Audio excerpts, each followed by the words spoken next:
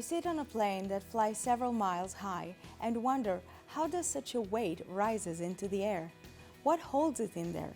And what assures that this same magic will not suddenly disappear? This magic is called the lift force, and in this lesson we will understand what it is, how the plane uses the force to fly, and why we can be sure that this lift will stay, hold us in the air, and never expire.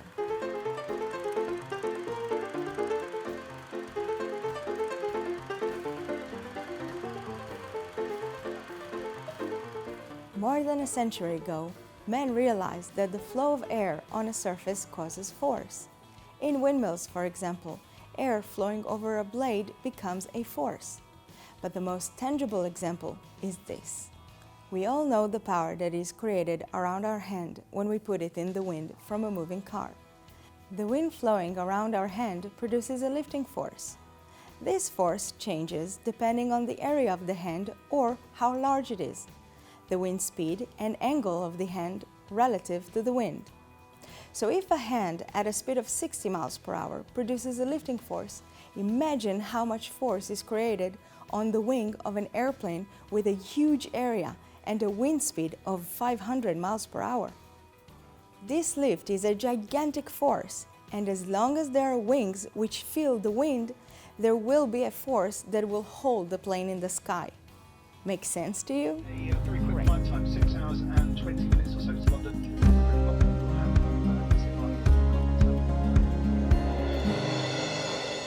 Make sense to you? Great. This is absolutely true, Donna. We do not see the air because it is transparent, but high-velocity air acts like water. A water skier floats on it as long as he has speed. The same theory goes for a plane in the air. And how does a plane turn? The plane banks its wings and the lift is divided into two components. The vertical component holds the plane in the air, and the horizontal component causes it to turn.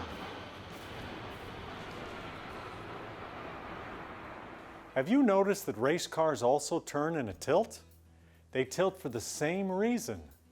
This bank, while turning, makes us feel we are not being pushed out, but instead being pushed in and into the seat, like we feel in a car turning at high speed.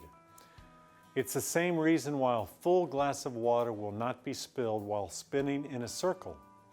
By the way, passenger planes turn with a very slight bank angle, up to 30 degrees, as here in the clip. We saw that a plane is in the air because it has wings, and the wings feel the moving air. Therefore, the plane will not fall from the sky, even if its engines stop running, but will be able to glide moderately. You want proof? Here's a glider. It's a plane without an engine that can stay in the air for a long, long time. And if it encounters rising air currents, it can fly even for an exceedingly long time. A passenger plane is built a bit like a glider, and most of the time in the last half hour of the flight, we glide because during the descent, the plane does not use that much engine power. The engines continue to run though. However, we hardly use their power. It's like a car going down the mountain when we leave the foot off the gas pedal. We will talk about this more in the third lesson of our course when we learn about the landing.